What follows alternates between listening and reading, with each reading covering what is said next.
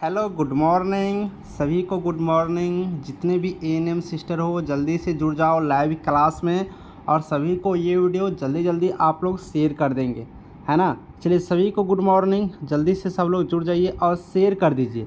सभी प्यारी प्यारी सिस्टर को सभी को ग्रुप में शेयर कर दीजिए, जिससे कि सब लोग यहाँ पर जुड़ जाएंगे।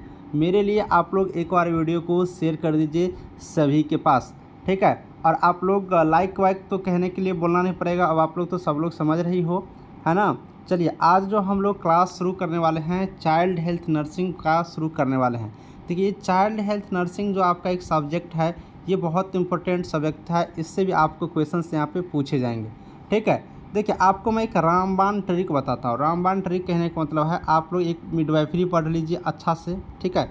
हेल्थ प्रमोशन पढ़ लीजिए अच्छा से, उसके बाद यहाँ पर प्राइमरी हेल्थ केयर पढ़ लीजिए। अगर ये 3 सब्जेक्ट पढ़ लेते हैं तो आपका समझे बहुत सारा चीज़ तैयारी हो जाएगा। उसके बाद यहाँ पर एक और यहाँ पर कम्युनिटी हेल्थ नर्सिंग, ये 4 सब्जेक्ट में समझिए आपके एग्ज़ाम निकल जाएंगे। चूँकि चाइल्ड हेल्थ नर्सिंग भी आपका पढ़ना बहुत ही ज़्यादा ज़रूरी है, लेकिन इसका ज़्यादा क्वेश्चन प्राइमरी हेल्थ केयर में मिलते जुलता रहता है और हेल्थ प्रमोशन से, जैसे कि पोषण चैप्टर, बीमारी वाला, इन सब यहाँ से लगभग मिलते जुलते रहते हैं, ठीक है। बहुत सारे टॉपिक यहाँ पर मिलते जुलते रहते हैं। सिर्फ बच्चों का अधिकार, वृद्धि विकास, 1-2 टॉपिक है जो आपको नहीं मिलेंगे, स्तनपान वगैरह इन सब चीज़ों का। तो वैसे तो पढ़ना सारा चीज़ है, ठीक है। तो कम्युनिटी चाइल्ड हेल्थ नर्सिंग आज होगा।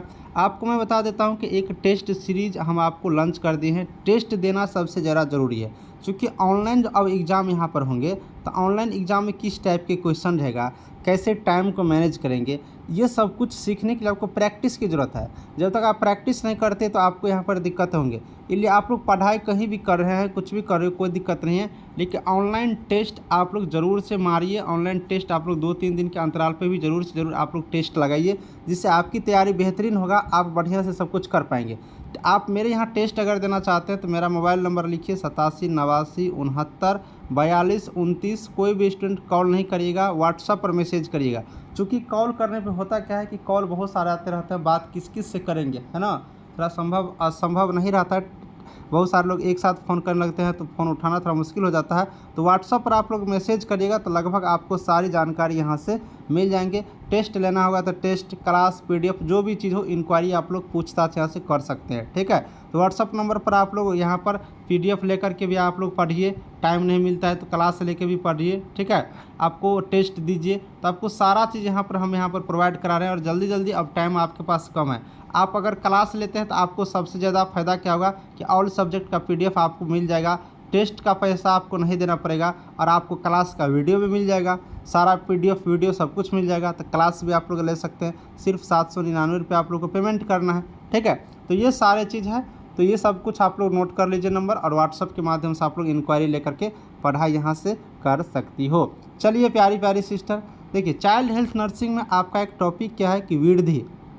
सुनिएगा गौर से, देखिएगा गौर से, वृद्धि एंड विकास, वृद्धि एवं विकास, ठीक है। वृद्धि और विकास एक चैप्टर है, एक टॉपिक है आपके सिलेबस के अंतर्गत। अब भाई ये वृद्धि क्या है और ये विकास क्या है, इस दोनों चीज़ को समझना होगा। सबसे पहले देखिए, अगर यहाँ पर हम लोग वृद्धि की बात करते हैं तो वृद्धि कहने का मतलब क्या हो गया, वृद्धि कहने का मतलब आपका क्या हो गया कि बॉडी में हमारा जो शरीर है, इस शरीर में सेल की संख्या बढ़ना, कोशिका की संख्या बढ़ना। अब कोशिका की संख्या मान लीजिए बढ़ेगा, सेल की संख्या बढ़ेगा, तो आपका शरीर का कोई भी भाग बढ़ सकते हैं। जैसे हाथ मोटा हो जाएगा, पैर मोटा हो जाएगा, बड़ा हो जाएंगे, आँख, मुंह, कान, शरीर का कोई एक भाग या पूरे शरीर आपका क्या होगा, वृद्धि होगा। अब वहीं अगर विकास का बात करिएगा, विकास कहने का मतलब क्या, सब कुछ बढ़ना। जैसे कि सामाजिक दृष्टिकोण से आप समाज का हर बात समझेंगे, आर्थिक दृष्टिकोण से, बातचीत करने के, मेंटली रूप से, हर चीज़ रूप से अगर आप विकास हो रहे हैं, वृद्धि हो रहा है, ग्रोथ हो रहा है, तो आप यहाँ से समझिए कि आपकी क्या हो रहा है, विकास हो रहा है। तो वृद्धि में शरीर की भाग को वृद्धि होता है, विकास में सब कुछ होता है, सोचने, समझने, बोलने, सामाजिक, आर्थिक, भावनात्मक, रक्षणात्मक, मनोवैज्ञानिक, सब तरह से आपका क्या होता है, डेवलप होता है, विकास होता है। इसे हम लोग क्या कहेंगे, विकास कहेंगे। सब कोई समझ गई होगी वृद्धि किसे कहते हैं और विकास किसे कहते हैं। 100% लिख के रख लो, एक क्वेश्चन आपका आएंगे यहाँ से, ठीक है। इसी टॉपिक पर हम लोग लेकर चलते हैं। देखिए क्वेश्चंस क्या है मेरा, पहला क्वेश्चंस क्या है मेरा, थोड़ा बड़ा कर देता हूँ, ठीक है, थोड़ा सा बड़ा मैं कर दिया हूँ। पहला क्वेश्चंस क्या कह रहा है, इस तरह से कि संपूर्ण शरीर या उसके किसी भाग के आकार में वृद्धि होना क्या कहलाता है। संपूर्ण शरीर या उसके किसी भाग के आकार में जब वृद्धि होता है उसको हम लोग क्या कहते हैं। अब अभी तुरंत बढ़ा है, शरीर के किसी भाग में या पूरे भाग में अगर वृद्धि हो रहा है तो उससे हम लोग क्या कहेंगे, वृद्धि कहेंगे। यानी कि ऑप्शन नंबर ए क्या होगा, इसका बढ़िया आंसर होगा, सही आंसर होंगे। तो ऑप्शन नंबर ए आप लोग लगा लो टिक, लगा लो निशाना और कर लो सही। ठीक है, ऑप्शन ए इसका क्या होगा, राइट आंसर होंगे। ठीक है बच्चे, सभी लोग समझ गए। चलिए बहुत सुंदर। चलिए अब आपको हम अगला क्वेश्चन दिखा देते हैं। यहाँ पर बच्चों में होने वाले मनोवैज्ञानिक, भावनात्मक, सामाजिक तथा क्रियात्मक परिवर्तन को क्या कहते हैं। अभी तुरंत आपको पता है, सब कुछ विकास हो तो विकास कहेंगे, मनोवैज्ञानिक, भावनात्मक, सामाजिक, क्रियात्मक सब कुछ परिवर्तन हो रहा है तो इससे हम लोग क्या कह देंगे, इससे हम लोग कह देंगे विकास। ऑप्शन क्या हो जाएगा, ऑप्शन 20 का सही आंसर होंगे, है ना। चलिए अब आपको मैं नेक्स्ट क्वेश्चन बता देता हूँ। अगला क्वेश्चन क्या है कि वृद्धि एवं विकास को प्रभावित करने वाला कारक। बहुत बढ़िया आंसर, बहुत बढ़िया क्वेश्चन है, आंसर भी बढ़िया होगा। देखिए वृद्धि और विकास को कौन प्रभावित करता है। प्रभावित करने का मतलब है कि रोकना, उसका विरोध करना, उसमें बाधा उत्पन्न करना। तो वृद्धि करने के लिए और विकास करने कौन कौन सा ऐसा कारक है, कौन कौन सा ऐसा पॉइंट है जो उसको बाधा उत्पन्न करते हैं। उससे रोकने के लिए यहाँ पर कहता है तुम रुक जाओ, तुमको नहीं करने देंगे, वृद्धि नहीं होने देंगे, विकास नहीं होने देंगे, उसको बाधा उत्पन्न करते हैं, रोकते हैं। तो कौन कौन सा चीज़। अब थोड़ा सा ऑप्शन देखिए, आनुवंशिक कारक। अब देखिए आनुवंशिक कारक बिल्कुल रूप से बाधा उत्पन्न करते हैं। आप मान लो कि किसी आनुवंशिक कारक कहने का मतलब पीढ़ी दर पीढ़ी, जैसे किसी के माता पिता को अगर कोई बीमारी है वही चीज़ अगर उसके बेटा में हो जाए, इसके बेटा का अगर कोई यहाँ पर बेटा या फिर बेटी होती है तो इसमें अगर यहाँ पर हो जाए तो पीढ़ी दर पीढ़ी चलते आ रहा है ना, यहाँ से पीढ़ी दर इसमें से इसमें गया, फिर इसमें से इसमें गया, तो पीढ़ी दर पीढ़ी जब चलते आ रहा है एक ही परिवार में उससे हम आनुवंशिक रोग कहेंगे। ये चीज़ आप समझ गया। अब कैसे बाधा उत्पन्न करते हैं आनुवंशिक रोग, तो इसलिए कि मान लो किसी की माता यहाँ पर पहले से ये अंधा है, ठीक है, पहले से ये अंधा है तो उसका बेटा भी अंधा हो सकता है, जो आनुवंशिक रोग के अंदर आते हैं। जैसे मान लो कि माता को हिमोफिलिया है, क्या है, हिमोफिलिया है, तो उसके बेटा बेटी को भी हिमोफिलिया हो सकते हैं। तो अगर मान लो कि बेटा माता पिता को है, ठीक है, उसके बेटा बेटी को भी अगर हो गया तो उसका क्या होगा, वृद्धि नहीं होगा, उसका विकास नहीं होगा, तो बाधा उत्पन्न क्या कि नहीं। तो ये बात सही है कि आनुवंशिक कारक भी बाधा उत्पन्न करते हैं, वृद्धि करने में, विकास करने में रोकते हैं।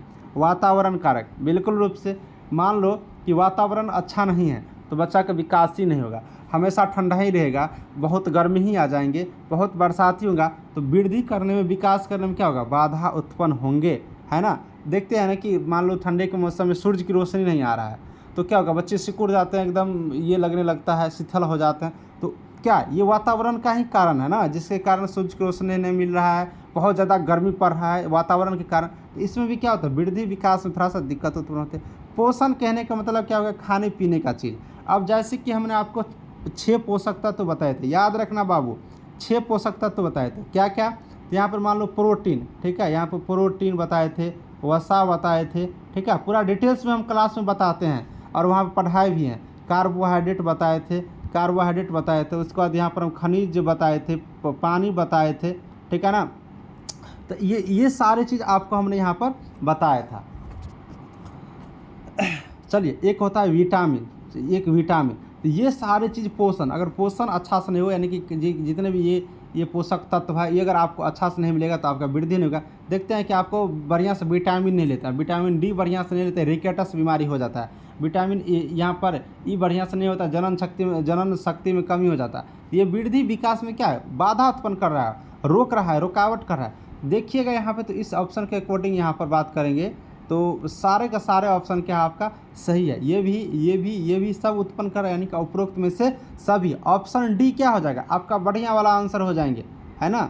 चलो आगे वाला क्वेश्चन देखो, कह रहा है कि वृद्धि को मापा जा सकता है। वृद्धि को कैसे मापेंगे आप, वृद्धि को मापा जा सकता है कैसे, वजन द्वारा, ऊंचाई द्वारा, शरीरा अनुपात द्वारा, उपरोक्त में से सभी। चलो भाई एक बार आप लोग आंसर करके बता दो, मैं फिर आगे बताऊँगा, ठीक है, आप लोग करके बता दो फिर मैं आगे बताऊँगा।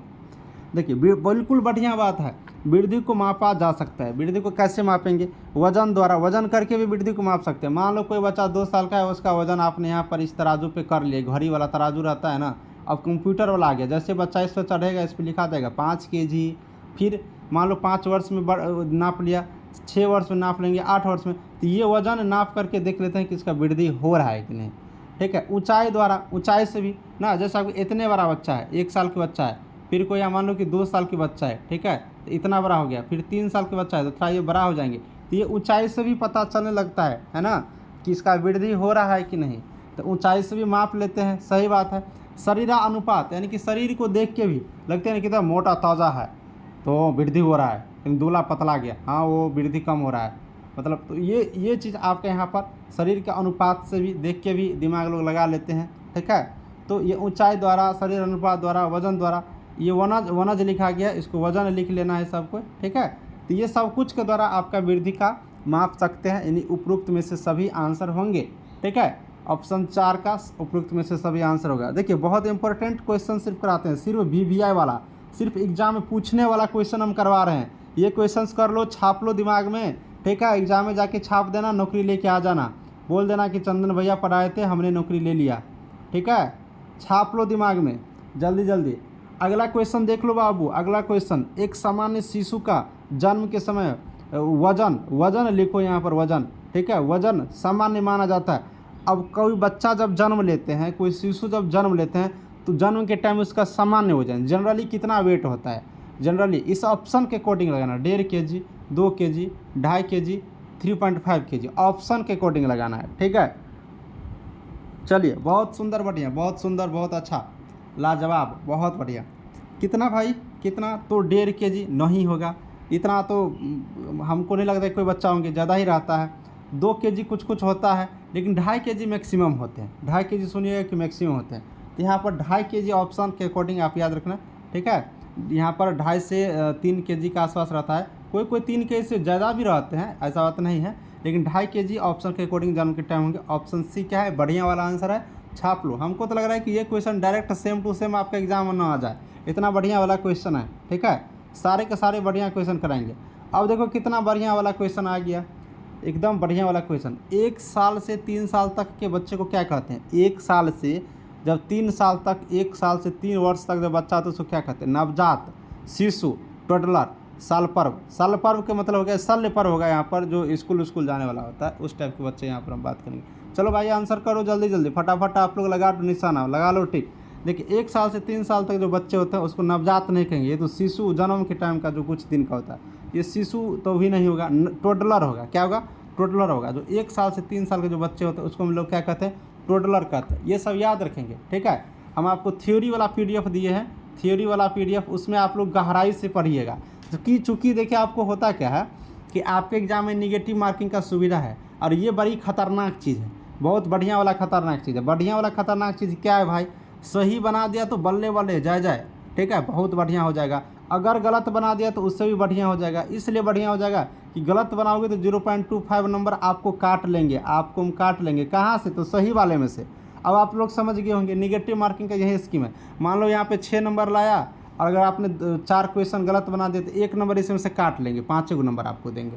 तो गलत बनाओगे तो एकदम घाटा में जाओगे, सही बनाओगे तो बल्ले बल्ले। तो अब गलत कैसे नहीं बनेगा भाई? तो गलत से अगर आप लोग को बचना है ना, तो थ्योरी वाला थ्योरी आप लोग ज़्यादा से ज़्यादा पढ़िए। थ्योरी की जो मैं आपको PDF दिया हूँ, थ्योरी पढ़िए, और आप यहाँ पर प्रैक्टिस करिए ऑब्जेक्टिव का। ठीक है, ऑब्जेक्टिव का, और ऑनलाइन टेस्ट लगाइए टाइम मैनेजमेंट करने के लिए। आपकी तैयारी इतनी अच्छी हो जाएंगे कि खुद का दिल बोलेगा कि अब तो मैं पास कर जाऊंगी, ANM में ले लूँगी इस बार परमानेंट नौकरी। ठीक है, तो घबराना नहीं है, पढ़ना है टाइम निकाल करके।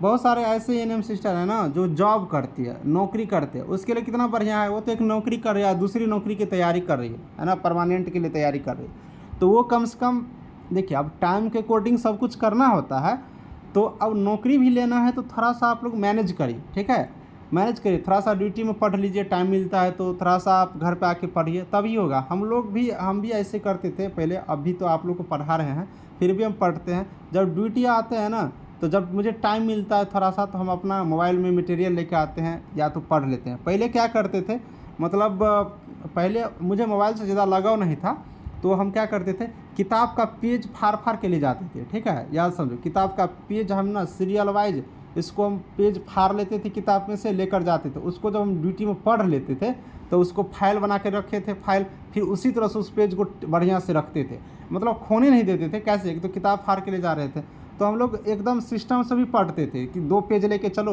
पढ़ना है तो किताब ले जाने में ठीक नहीं रहता है ना, आप किताब ले जाओगे सब के पढ़ तो चुरा चुरा के पढ़ते थे, ठीक है। तो ये तरीका भी हम पढ़ते थे। तो आप लोग को किसी भी तरीक़ा से आपको पढ़ना है, लेकिन आपको पढ़ना है सिर्फ, तो पढ़ना है 2 महीना आपको पढ़ना है, जी जान आपको दिसंबर तक लगा देना है। जैसे आपको पढ़ना है 4-5 घंटा आप लोग पढ़ो, नौकरी हाथ में है। इस बार का मौका छूटेगा ना, दोबारा मौका नहीं मिलेगा। 10,000 वैकेंसी नहीं आने वाला है कभी, वो भी परमानेंट में, लिख लो कहीं पे। तो भाई सब कोई समझ गई होगी, 3 साल तक के बच्चे को टोटलर कहते हैं, ऑप्शन सी लगा लिया दिमाग में। अभी तक मैं कह रहा हूँ जो भी अभी तक नहीं लिए हो ना PDF, तो बिल्कुल रूप से आप लोग PDF नोट ले लीजिएगा। इस व्हाट्सअप नंबर से आप लोग मैसेज करके आपका रिजल्ट बढ़िया से हो जाएंगे। देखिए जन्म के समय शिशु की सामान्य ऊंचाई होता है। अब जब बच्चे जन्म लेते हैं तो उसकी सामान्य ऊंचाई कितनी होती है? अब देखिए जब बच्चे जन्म लेते हैं 50 सेंटीमीटर, 60 सेंटीमीटर, 70 सेंटीमीटर, 80 सेंटीमीटर, लगा लो निशाना, बता दो जल्दी से। जन्म के समय शिशु का सामान्य ऊंचाई कितना होता है? अब देखिए जन्म के समय में बच्चों का शिशु का जो सामान्य ऊंचाई होता है वो 50 सेंटीमीटर, कितना होते हैं? 50 सेंटीमीटर होते हैं। ऑप्शन ए को यहाँ पर लगा लेना है निशाना, ठीक है। ऑप्शन ए को, सब बढ़िया वाला क्वेश्चन है। अब ये तो इतना बढ़िया क्वेश्चन है कि बैठा लो, दिल में लगा लो निशाना, ठीक है, दिल में लगा लो। VVI वाले क्वेश्चन, 8 नंबर क्वेश्चन को दिल में लगा लो निशाना। क्या कह रहा है कि 8 वाले, जन्म के समय एक बच्चे के सिर का घेरा सरकमफ्रेंस, ठीक है, सामान्य से अधिक होना क्या कहलाता है? बहुत बढ़िया वाला क्वेश्चन है भाई। कोई बच्चा जन्म लिया, जब जन्म लिया तो उसका सिर जो है जितना होना चाहिए उससे क्या हो गया? अधिक हो गया। उससे क्या हो गया? अधिक हो गया। अब अधिक हो गया तो हम लोग क्या कहेंगे? देखिए जब सिर का घेरा सामान्य से अधिक हो गया तो उसको हाइड्रोसिफल्स कहा जाता है। हाइड्रोसिफल्स, यहाँ पर डी होगा बीच में, ठीक है, हाइड्रोसिफल्स कहा जाता है। सीधे याद रखना, सिर जब बड़ा हो जाएगा सामान्य से जनरली तो हाइड्रोसिफल्स कहा जाता है। ऑप्शन नंबर ए को दिल में टिक लगा के रख लेना, बैठा के रख लेना, हाइड्रोसिफल्स हाइड्रोसिफल्स हाइड्रोसिफल्स। सिर जब बड़ा हो जाएंगे, हो सके कि सेम टू सेम ये क्वेश्चन आ सकते हैं। वैसे इस वीडियो में बढ़िया वाला क्वेश्चन है, इसलिए मैं बोलता हूँ कि PDF आप लोग जरूर से ज़रूर ले लीजिएगा, पूरा सेलेक्टिव क्वेश्चन डाले हैं, ठीक है। तो ये वाला याद रखना, हाइड्रोसिफल्स हम लोग कहते हैं। चलो ये वाले भी क्वेश्चंस करके दिखाओ। 1 से 3 वर्ष के बच्चों की लंबाई प्रति वर्ष की दर से बढ़ती है। अब देखिए 1 से 3 वर्ष के जब बच्चे होते हैं उसे हम लोग टोडलर कहते हैं, उसे हम लोग क्या कहते हैं? टोडलर कहते हैं। अब ये टोडलर कहते हैं तो इसका 1 साल में कितना लंबाई बढ़ता है? 1 साल में कितना लंबाई बढ़ेंगे 1 साल से 3 साल वाले बच्चे, ठीक है, कितना इनका हाइट बढ़ेगा? चलो रुक जाओ थोड़ा सा,